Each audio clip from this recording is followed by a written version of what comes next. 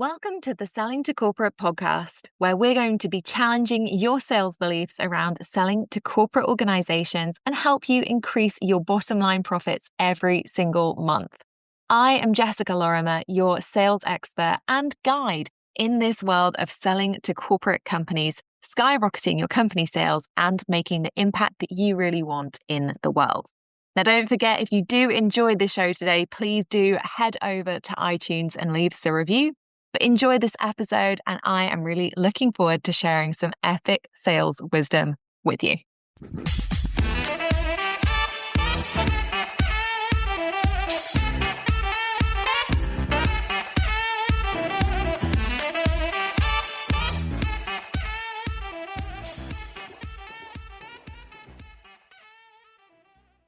Welcome to November, and if you are anything like me, you are getting ready to finish up for Christmas. That is right.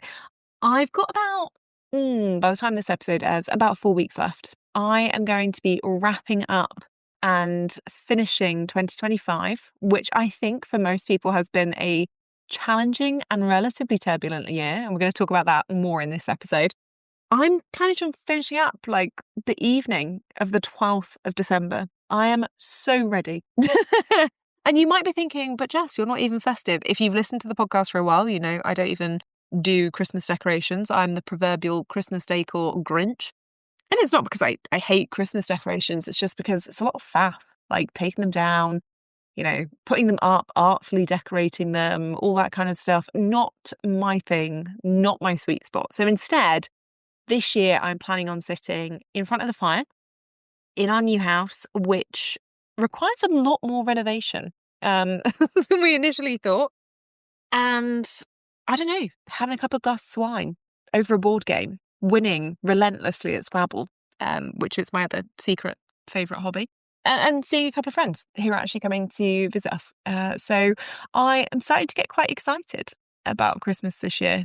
Again, not because I like particularly festive things, but it's just a nice opportunity, isn't it? Catch up, see friends, see family. So if you are celebrating Christmas, then hopefully you are getting ready to wind down. And even if you don't celebrate Christmas, if you are somebody who is just accepting the winter break and you are excited to just rest up and get ready for 2026, then we're almost there. It's almost happening. But obviously, we still have a few weeks to go. And I don't know about anybody else, but I am in the last 4 weeks of this year going to be so busy. I was actually catching up with Owen about it the other day, and I was saying, like, in the last 4 weeks of my working year, every single week, I'm either delivering in person with some of our amazing planning retreat participants, shout out to you, or I am delivering for a couple of my favourite corporate clients. And so literally every single week for the final 4 weeks of the year, I am spending at least 3 days in delivery mode. And I'm just so excited about that. I know it sounds really nerdy, and it is really nerdy, but I'm really excited about it. And it actually leads me on to the episode quite well today, because I know that for some people, this year has felt like a real slog. And for some people, this year has not produced the corporate client pipeline that they were expecting. And I know that there are some people who listen to this podcast who have signed up for the C-suite, the last ever round of the C-suite, which I'm so excited about. Again, shout out to you. How exciting. I can't wait. And there are people who are still waiting to see what 2025 is going to bring and hoping that it will be different. And so what I want to do with this episode is dig into some of the more practical things that have changed this year around sales strategies, because this year has been different. And I think that a lot of people have not achieved the results they expected this year. Some people have, but they found it much harder than they thought it would be. I hear quite a lot that people feel like they're having to work much harder for every sale this year. And there are practical reasons why that is happening. So I want to share those with you today on the episode, talk about some of the things that have come up in terms of sales insights that I'll be taking into next year and supporting my clients with and teaching and training on. And I also want you to take some hope from this episode, because I think that when we talk about 2025, generally it's been pretty rubbish. But actually, there's so much hope for 2026. And that is what is important. And I want to really make sure that you understand from this episode the things that give you positive outlooks for 2026 and how to make the most of them. All right. So this is not a doom and gloom episode. Maybe I need to put a warning on it. This is not a warning. No. I should have said, this is not a doom and gloom episode, but instead I just absolutely made a fool of myself on the internet. What is new? Anyway, let's dive in. Let's talk about it. Let's see what happens. So 2025, let's do a quick recap. This is the year that everybody was waiting on. Everybody thought 2025 was going to be different. Everybody thought 2025 was going to be easy. Everyone thought 2025 was going to be positive, fun, exciting, new, big energy, just kind of felt a bit flat. I've said in numerous episodes on the podcast this year, even though I don't share tons about my personal life on the internet, just make a complete fool of myself regularly and occasionally talk about, sales. I've had a challenging personal year this year. This year we experienced pretty traumatic things, close family bereavement. We moved house. And as I hinted or alluded to earlier, when we moved house, we experienced problems that we just weren't expecting. We've had family who've had significant issues and required support this year. And yeah, it's thrown a lot at me personally. And I hear that across the board for people, that 2025 has just been the gift that keeps on giving. And for a lot of people, actually, it has really made them rethink what they want from their business, from their lives. Personally, I could do with a bit more beekeeping next year, fewer swarms, but I'll take whatever comes. And I think that 2025 as a sales year has felt very different. It's felt like a disappointment for a lot of people.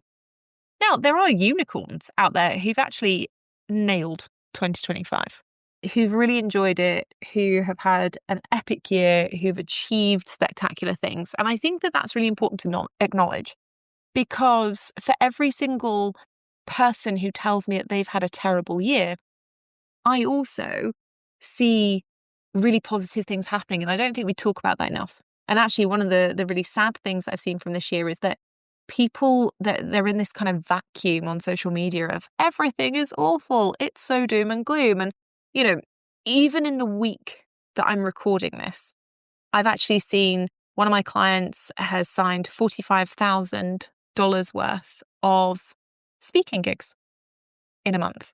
I've seen another client sign a £22,000 deal in the coaching space.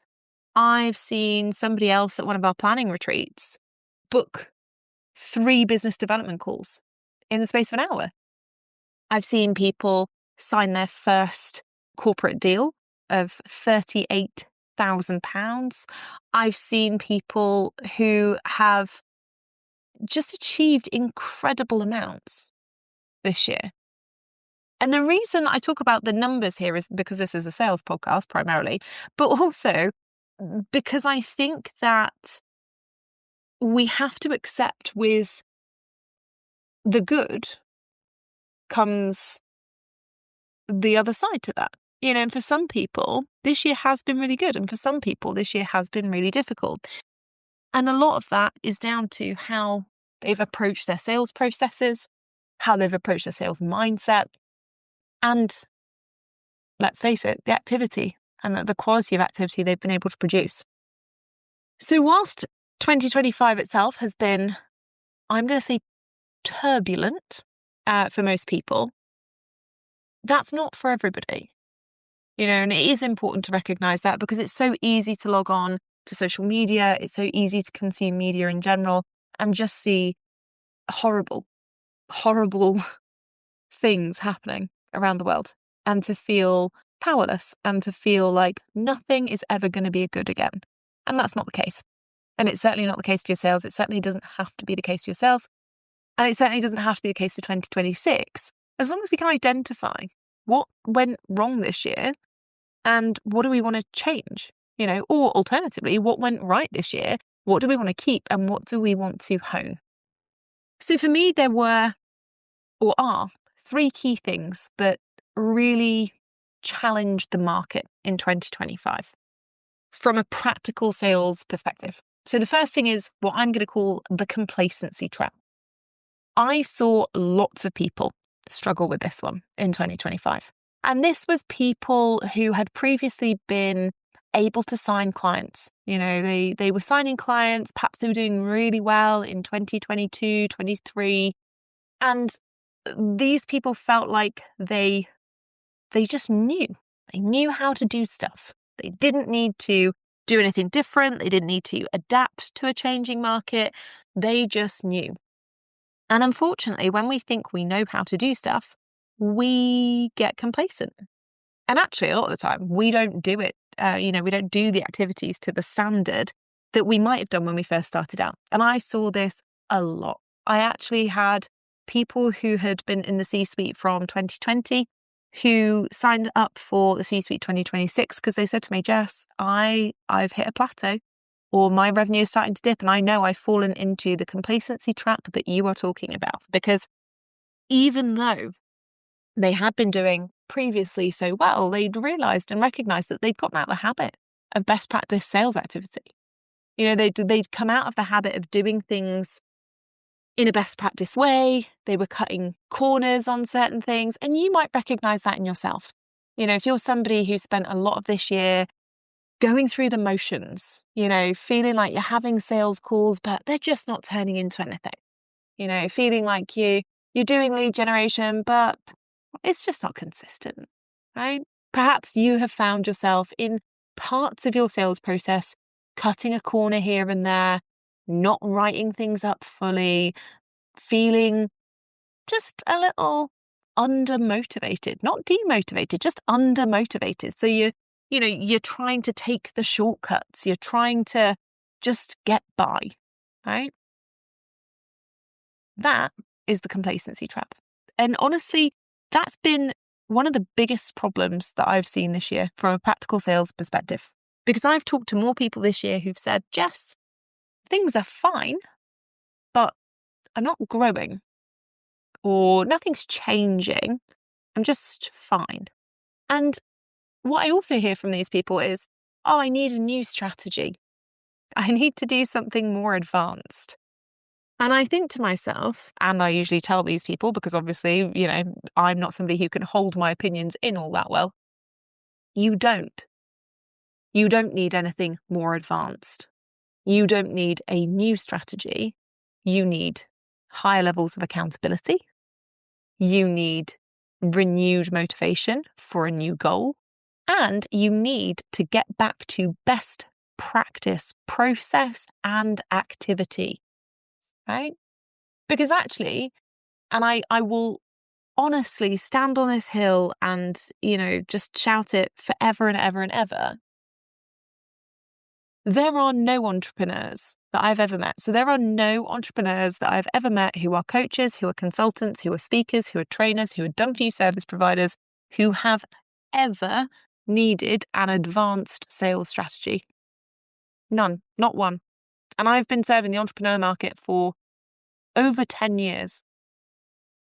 That's not because us entrepreneurs aren't clever. It's not because we're not actually making tons of money. It's not all of those things. It's because advanced sales strategies come in for organizations who are hiring multiple salespeople. The majority of the entrepreneurial market are people who are doing all of the sales in their own business, or who are people who are doing all the sales in their own business and perhaps outsourcing some of the delivery to associates. Those things do not require advanced sales strategies. They require higher levels of accountability, absolutely. They require renewed motivation to hit a new goal. And they require doing things to it in a best practice standard. They require having somebody, who can troubleshoot independently their sales process, who can independently create a sales strategy that's going to keep them going, but they don't require advanced sales practices. And that's going to be the same for 2026. I do not see a world in which, well, I see a world in which lots of people will sell entrepreneurs on, here's a magic and advanced sales strategy, and it just happens to use this particular, social media platform. But I don't see entrepreneurs who need them, because most entrepreneurs that I work with, that listen to this podcast, that take my courses, that work with me, at higher levels, one-to-one, whatever, they are not running sales teams with multiple people. They are selling it themselves. And that does not require advanced sales strategies for B2B. Don't get me wrong, if you're selling B2C, you need lots of tech, you need funnels, you need way more team, and it eats a lot into your profit margin to execute those things. But for B2B, to get to 500K a year, you absolutely do not need advanced sales strategies. More accountability, more motivation, a renewed goal, and obviously making sure that you are doing things in a best practice way. That is going to do you more good than, I don't know, watching a course on funnels or content creation. The second thing that has really changed the sales landscape in 2025, and this is for professional businesses with professional salespeople and for entrepreneurs who are selling themselves, AI. AI. So actually, and I will say, I've got some clients who are incredible with artificial intelligence. They have worked for large organizations. They've helped them develop AI and usage around AI and implementation of AI solutions across products and services and all these kinds of things. And they are genuinely absolute flipping whizzes. However, AI is, for me, in 2025, proof that there can be too much of a good thing. And that's because AI has really changed the sales landscape for the worse. Let's just throw it out there. If you have been on any website where you have wanted to talk to a customer service representative recently, you'll know that the first point of call now is a robot. And you have probably experienced the exasperation that comes with trying to get hold of a human being, because an AI robot can only pick up so much. It can only filter so many help articles, and it doesn't have independent or critical thought. Well, surprise, surprise. AI has impacted the sales landscape this year, and it has not been positive for that reason. When we sell, we have to accept a couple of things. We have to accept that there is a process that we need to follow that's designed to help us stack the odds in our favor and get the best results. We also have to accept that people buy from people. Okay? So they buy from people that they think are being consultative. They buy from people that they get on well with. They buy from people who are supporting them to see that they are making a commercial decision. Robots can't do that. I've seen companies this year. I've actually been involved with quite a few research projects around sales and AI this year, where companies have really tried to replicate and spent lots and lots of money trying to use AI in their sales process. And it has been, well, shocking would be too positive an adjective. All right. Now, does this mean that I think AI is bad? No, absolutely not. I think used well and used by people who understand it and used in the right way, AI super useful. It can cut tasks that are manual, that are primarily administrative, and especially for entrepreneurs who are working for themselves primarily with little to no team.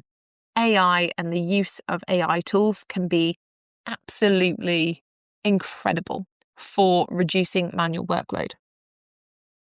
For sales, for planning sales strategies, for responding to client communications, for putting together offers, For pricing offers, terrible.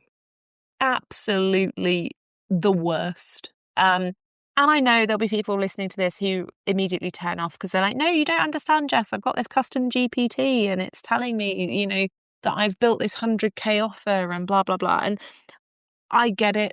And I have to say that, unfortunately, from all of my experience in sales generally, and from all of my experience contributing to research in AI, and from all of my experience working with companies who have spent infinitely more money and time and had incredible technical minds involved in AI in their sales processes, it doesn't work.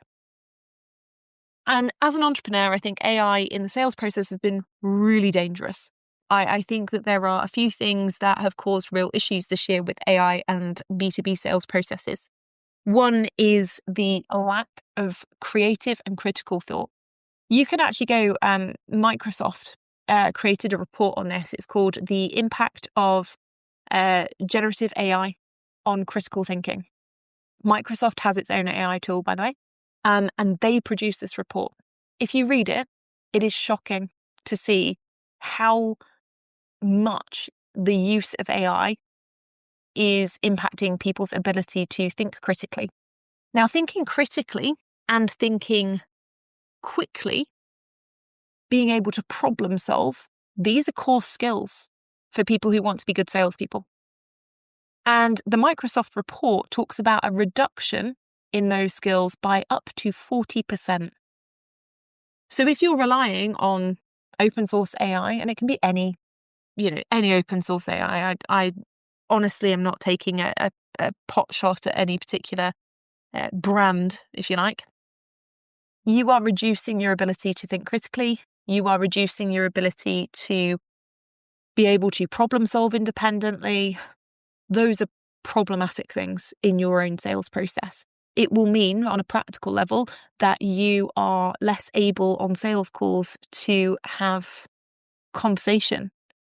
It will mean that you find challenges and objections more difficult to handle. It will mean that you become reliant on AI for crafting offers and solutions to generate transformations for clients, instead of them paying you for your actual expertise, paying you for your lived experience, paying you for the knowledge that you've gained over years and qualifications. It's a real problem for critical thought. And if you are struggling with critical thought, you will struggle with your sales process and you will struggle with your sales communications. Which leads me on to the other problem that AI has produced in the sales landscape, and that is communication. Oh, has it? Yeah. I could go on and on forever about how AI has damaged the way that humans interact, but I think it sums it up when you go onto literally any LinkedIn post now, and you you look at the post, and I've had this on a few of mine recently, and then you see somebody who's commented, and their comment is an AI summary of what the person wrote in their original post. It's baffling. It's absolutely baffling. So, and I do understand that people in 2025 have been looking for time savers. They've been looking for ways to make their sales processes more convenient. They've been told by the internet that they need to create content and engage with content. And so naturally, they've looked for AI resources to do this and to improve their communication. And it has had the complete opposite effect. Actually, there was another report done recently that, and again, you can look the stat up online, find the report, because it had some really interesting pieces, to be fair, where a company analysed how much money they were losing per employee for having to redo their work when they'd used AI in the first instance. It was like $186 a person. It's a lot.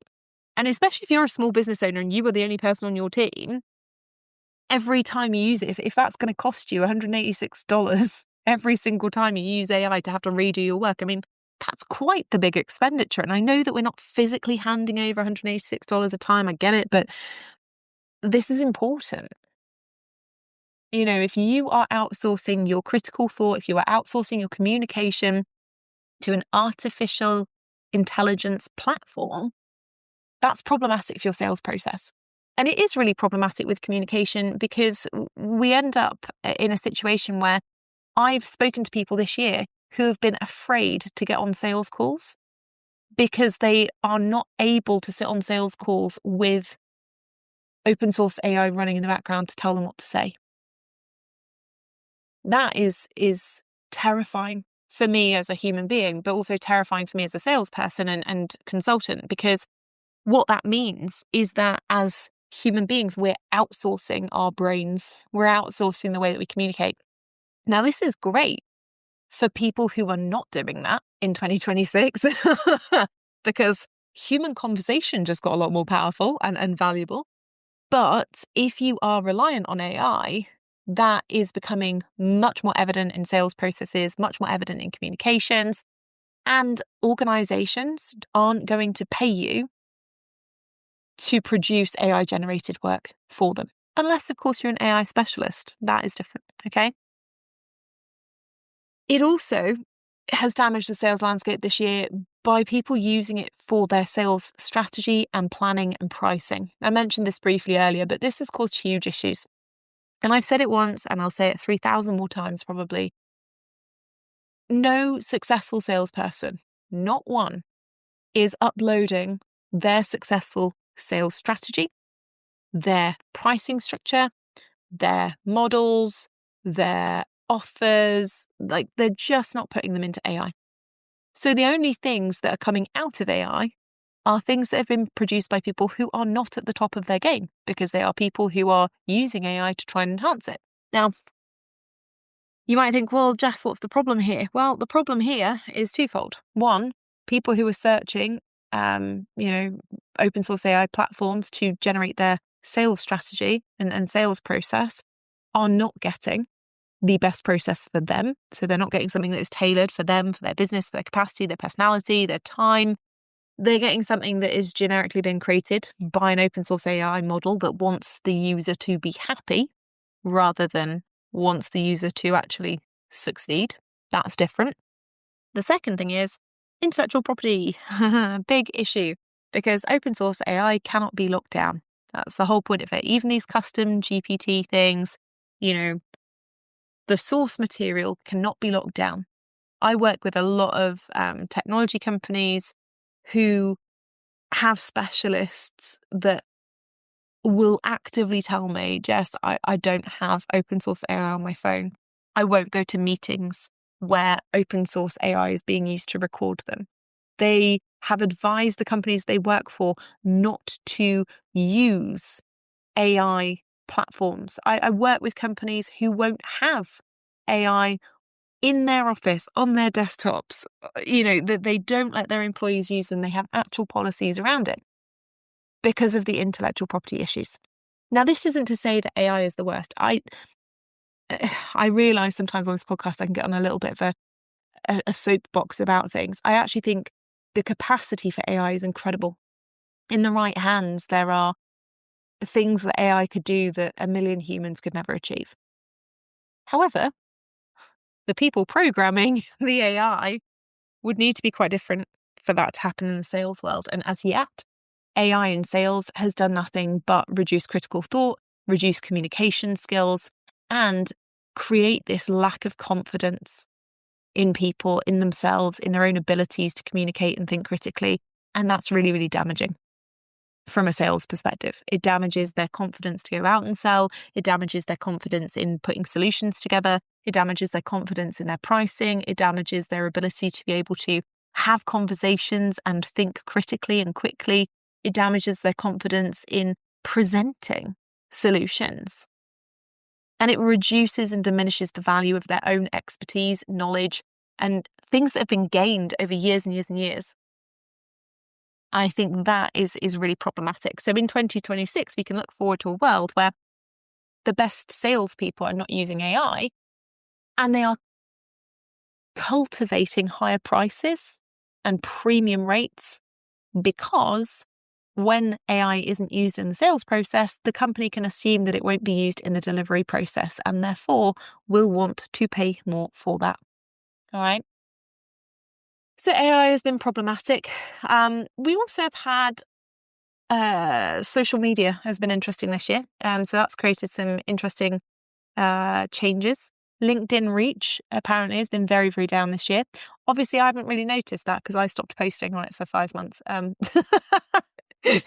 which I don't think anyone really noticed. I just, a few weeks ago, I thought, I'll just put a post on LinkedIn. That'll be fun. And I did. And I sort of came back without announcing it or anything. And I'm kind of, when I have an interesting thought to share, I'll share it. When I don't, I won't. And that's my attitude to it. Because obviously, content isn't there to generate corporate clients. And I've said this for years and years. There are multiple episodes of it or of me talking about it on this podcast. You can go and check them out anytime. But content does not help you sell to corporates. I don't know how many times I can say it. I don't know how many times I have to say it. I don't really know how loudly I should be saying it. But the reality is, content doesn't help you sell to corporates. Whether it's LinkedIn content or whether it is setting up a, 7-step nurture sequence after you've created some kind of quiz that people have to go through, it just isn't designed to sell to companies. So whilst the decrease in LinkedIn reach, and for some people, I've seen people talk about the fact that their reach has decreased by over 50% on that platform, so it's not insignificant changes. It also isn't a solid sales strategy to just be on LinkedIn and create content or, comment on people's stuff. That's not a sales strategy. It's a branding and visibility and awareness exercise, potentially, but it is not a sales strategy. And it's not something that produces repeatable, predictable sales. Because, there are occasions, there are unicorns with everything. There are occasions where you might land a client from LinkedIn, unlikely to be a corporate client, but, it happens, right? However, the only people who are successful at leveraging LinkedIn as a sales tool are the ones who are using proactive sales techniques on it. And I see that, I've got amazing clients who've been in the C-suite, who've been in private programs with me, who are using LinkedIn to great effect, but they are not the ones who are creating the posts that get 1,000 likes. They're not the ones who are aiming to go viral. They are not the ones who are thought leaders or influencers on LinkedIn. They are people who are specifically using the platform in proactive ways to generate sales. So if you have been sat there over the last few weeks thinking, oh my gosh, LinkedIn reach has gone down, like this is a nightmare because it's my primary platform, reframe your thinking for 2026. Instead of thinking, how can I contribute my hard-won and developed thoughts to a platform that is, just as an FYI, training its AI on your posts, unless you've got your settings turned off.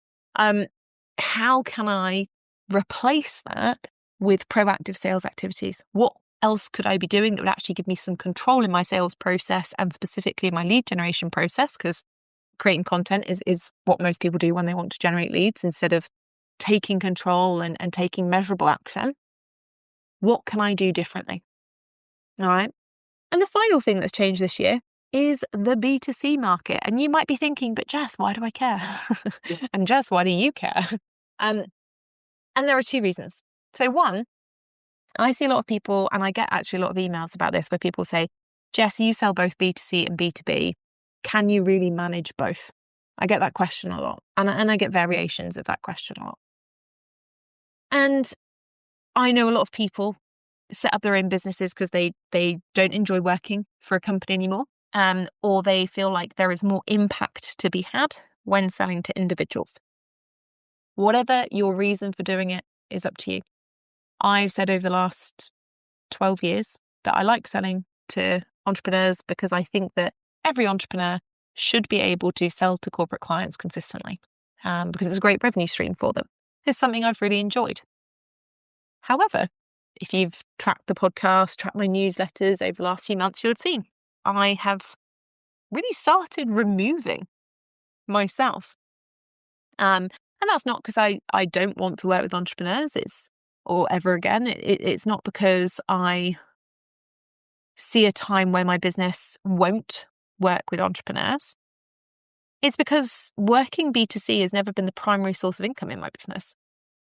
And for good reason. Because as we approach the upcoming budget here in the UK, it's happening at the end of November on the 25th, I believe, we are seeing people be squeezed more than ever before with their disposable income. And we're also seeing the government think about interesting changes, such as, and these are rumours, so, this could all change after the budget is announced, but there is a rumour that the Chancellor in the UK is going to reduce the VAT threshold to 30,000 a year, which would mean any business owner earning over 30,000 a year in revenue in their business would need to pay VAT, right? Which you might be thinking, well, that's good. We love to pay tax. It's a privilege to pay tax. I firmly believe that.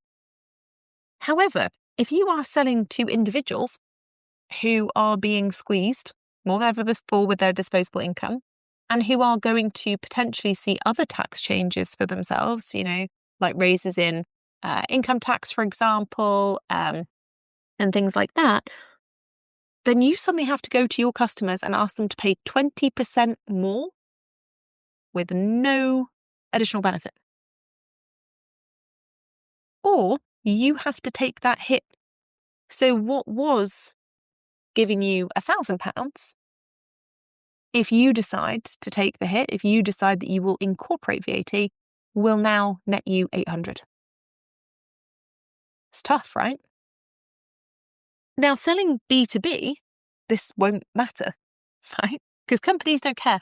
And so people often listen to the podcast and they say, but Jess, I work with individual business owners, so it's fine. Like they are, they're SMEs.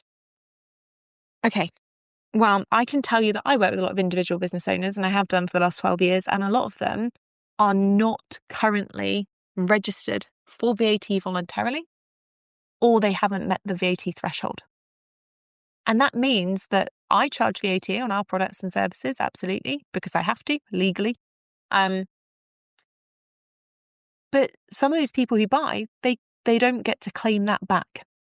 So for them, it's an extra expense. That's how it feels to them. It doesn't feel like additional value. It feels like they're having to pay more and they can't claim it back. Whereas when I sell to organisations, and it'll be the same for you, VAT is a normal part of life.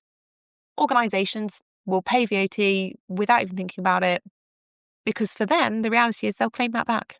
They're already paying it. They're already paying VAT. They're super used to it. They know how the system works.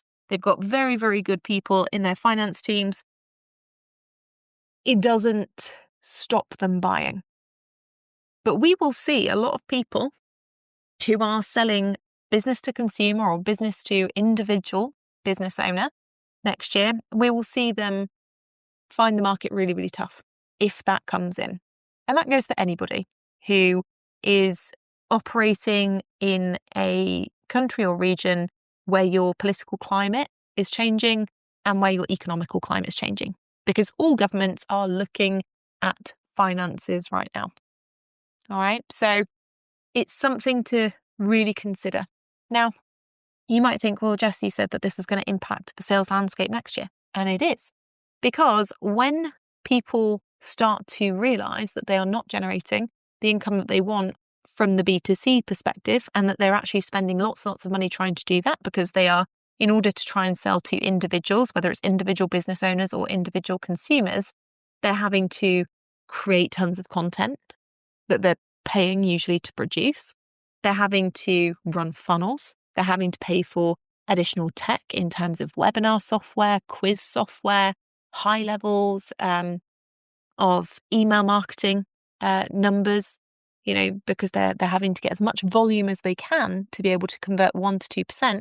When they stop making money, guess where they'll go? That's right. They're going to go, well, I need to sell to corporates. Corporates have still got money. Corporates aren't bothered about the VAT thing. Everything that I've just said to you, they'll go, well, that's fine. I'll try and sell to corporates. Which means that the sales landscape in 2026 will see people coming in and saying, I have never sold to corporate before, but I'm going to give it a go. And that creates more competition. Now, that is not a negative thing. And I just want to put that out here, because I get this question a lot where people say, oh, maybe my market is just too saturated. Maybe that's why I'm not making money. That's not the case. If you are not selling successfully or consistently, there's a problem with your sales process. There is not a problem with your market. The only time that I have ever seen a market issue, so to speak, is when the finance market crashed. And overnight, there were entire businesses and entire sales teams that were shut down. That was a global market crash, right? Just because there's lots of people selling health and well-being services doesn't mean that you can't sell health and well-being services. That's not the same thing. If you have a sales process that isn't set up to help you sell consistently, or you have not focused on developing your sales skills to cope, then you will have a problem, but that's not because you operate in a saturated market. All right. You'd actually be better off operating in a saturated market because it means far less education, and far less having to spend time on explaining to people exactly why something would or would not benefit their firm. Okay. So the B2C market slowing down and plateauing, we'll see some businesses close. You'll see some individual business owners that just say, no, I'm not going to do it anymore. And do you know what? Power to those people. Running a business is really hard. And I think, if you're somebody who's been listening to this episode thinking, oh God, this is just Jess berating me about, my sales. I'm absolutely not. This year has been really difficult for some people. If that is you, there is absolutely no shame in getting a part-time job. If you want to continue your business, there is no shame in saying, actually, I don't want a business anymore, and going and getting a job. There is no shame in going and, living off grid and getting like 1,000 chickens and having a big meadow somewhere where you kind of live really happily. There is no shame in any of those things. What we do have to consider, though, is that if we want to operate businesses with successful sales strategies in 2026, this influx in the market of competition is going to make a difference, because we're going to see more cold outreach processes being run and approaches that really irritate stakeholders because they're not going to be done properly. We're going to see stakeholders become more wary as they hire somebody who was cheap, only for that person to cause a major issue that they then have to fix and potentially redo. So these things create a lack of confidence in the market. And the only thing that can help with a lack of confidence is a best practice sales process. It is doing best practice lead generation. It is holding sales calls that are consultative. It is being able to effectively diagnose real problems and talk about commercial benefits and making your solutions commercially viable.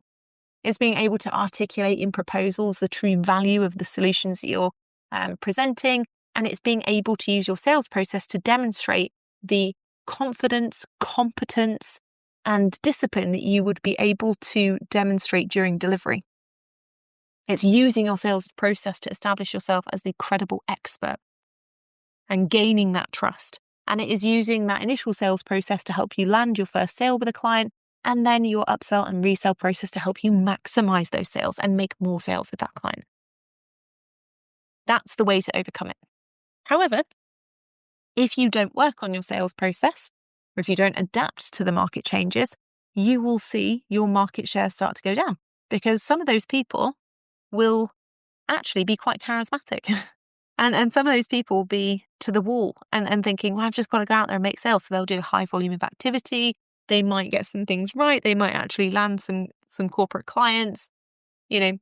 How those delivery pieces work out, who knows? But they will take market share if you are not keeping on top of your existing clients, if you are not keeping on top of the relationships that you're supposed to be building, and if you do not have a best practice sales process in place. Okay? These are the things that have changed the market drastically this year. They've changed the landscape. And essentially, what we're talking about here is that in 2025, these seemingly minor things happened, but they caused a lot of problems. And they caused problems because in previous markets, in 2020 even, you could sort of get away with not running a best practice process and you would still win business. In 2021 through 2024, you could get away with not doing best practice lead generation. You'd still get some leads, You could get away with not running your sales calls in a consultative way, and you would still be able to submit proposals even without knowing, key pieces of information. You'd still be able to submit proposals that would probably go through. Might take a bit longer, but they go through. In 2025, that completely changed. And in 2026, there will be no room to be haphazard in your sales process. So for everyone who's listening to this thinking, oh, well, this year I've made the sales, but it has felt harder than ever before. You're not wrong. You are not wrong. Because in 2026, you cannot afford to be haphazard or half-assed with your sales process, because actually we cannot get away with doing any less in 2026. We cannot get away with shortcuts. We cannot get away with being complacent and just hoping for the best. Because it is not going to be a complacent market. Your sales process will matter more than in 2026 than it probably ever has before. So if you are not doing the right things, if you are approaching it haphazardly, if you do not have a clear strategy, if you are not using proven methods to attract new corporate clients, if you are not using metrics to track your progress and troubleshoot using data rather than how you feel, 2026 is going to continue to be painful. Let's put it that way. There is hope, though. I talked about that at the beginning of this episode, and I really want you to understand that I'm so serious about this topic because it is serious. For 6 years, I've produced this podcast. Well, I haven't produced it. Lovely Scott, the podcast producer, has produced it, but I've been here. My voice has been here every couple of weeks for 6 years. And I keep saying, these are the things that are happening. This is the market. This is the way it's changing. You need best practice sales processes. You need to come away from content creation. You need to do this and this and this. And every time people say to me, Jess, it's fine. It's fine. Jess, I'm not worried. Jess, it's worked a bit this year. It'll be fine. It'll pick up next year. It won't unless you change. What might happen next year is that your business will go through really significant changes with your sales process. And it has the potential to be better than it has ever been before, because there is this hope, but it will not happen unless you change something. So if you go into 2026 thinking, I'm just going to do what I've done this year and hope that the market is better, or hope that clients have more budget, or, I'm going to do, I don't know, some kind of lead generation campaign that is going to give me more leads off of LinkedIn, it's not going to be enough.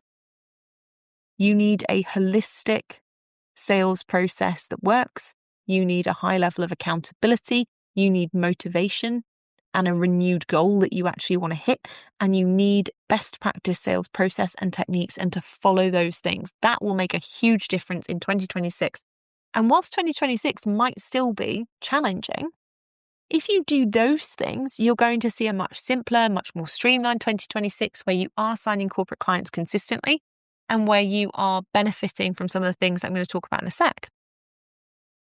You will also find, because the market always turns and 2027 will look a lot brighter, that if you can make money in a difficult market in the 2025s, 2026s of the world, the 2027s, when it's a boom, will be a breeze. You'll think that there's never been an easier year. You'll make so many sales. You will think that everything is easy. You'll see, your stakeholders, it's like they're printing money and just throwing it at you.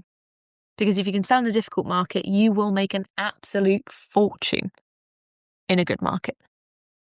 But you have to hone your sales skills. You have to hone your sales process now, because if you don't, you might not make it through to 2027 in the easiest and breeziest of ways. And when you get there, it might not be the boom year you've hoped for, because other people are benefiting from the hard graft sales work that they've already put in. So where is the hope then? Well, it's not just that we have to wait out for 2027 for things to be great again. Absolutely not. What we can see, and this is based on data, so this is not based on how the market feels in 2025, this is based on the data. So what we can see from this year and what gives us hope and motivation for next year. Well, permanent headcount in organisations is down. Actually, unemployment in the UK is at the highest it's been in a very long time, which does not sound good. All right, on the surface of it, that is not great news. However, it does mean, thank you again, politicians, that companies still have the need for the job roles that would have been permanent job roles. They still have those requirements. And so actually, because permanent headcount is down, companies are hiring more external providers and suppliers than they would have been otherwise. There are lots of complex reasons around this, but essentially, when companies look at their budgets, permanent headcount is a fixed cost. External supply is not. So you'd have to talk to an accountant about the true ins and outs of it, but basically it's a way that companies are able to be like, cool, we've got a magic money pot and we can allocate it to people who don't work here on a permanent basis. All right. So permanent headcount is down in 2025. It has been a consistently difficult year for permanent candidates. There's been a lot of redundancies. There've been a lot of restructures. There's also been a lot of merger and acquisition, and this usually signifies that good things are coming, because this is when investors are buying up organizations. You might feel different ethically about this, right? Organizations are being bought on the cheap, as it were, with the intention from investors to push loads of money into them so that they can sell them when the market is better. It's a strategy that has been used for, years and years and years. Whatever you think of it, doesn't really matter. The fact is, it means that external suppliers have the opportunities there to win more business if they're able to spot opportunities and if their sales process is set up for it. But that's the caveat we use for everything, right? The second positive thing from this year, and it kind of ties into this permanent headcount piece, is that companies actually have spent more money this year on external consultants than in previous years. And this is a direct result of the permanent headcount reduction that most companies have seen or are seeing. In fact, reports have suggested that over 50% of companies have hired more external provision this year and will continue to hire more external provision this year than ever before, because they are missing so many people in business as usual permanent roles. All right. So again, based on the data, this is good, because this means that companies are hiring external suppliers. And you might be thinking, but Jess, I've not had the best year. So if they're all hiring external suppliers, how come they're not hiring me? How come I'm only ever hearing that they don't have budget? How come I'm only hearing about objections? That, my friend, is down to your sales process, not down to the market. Okay. And that is unfortunate, but sales process is something we can work on. Okay. We cannot deal with global market crashes, but your sales process is definitely something we can solve. And the third thing that is providing a lot of hope for next year is the fact that the average transaction value in the B2B space, so selling business to business, not business to individual business owner or not business to individual consumer, the average transaction values in the B2B world have risen. And there are a few reasons for this. One is prices have gone up. Thank you, inflation. We have also seen more repeat business this year. So companies finding external suppliers that they love and continuing to work with them. So we're maximizing the revenue that people are getting from working with one company. This is huge, because it's a really great thing for external consultants and coaches and trainers and speakers and all those kind of elements, because if we can work with fewer clients but make more money, that is the dream for most people. That gives the flexibility and the freedom and the everything that people would consider to be positive.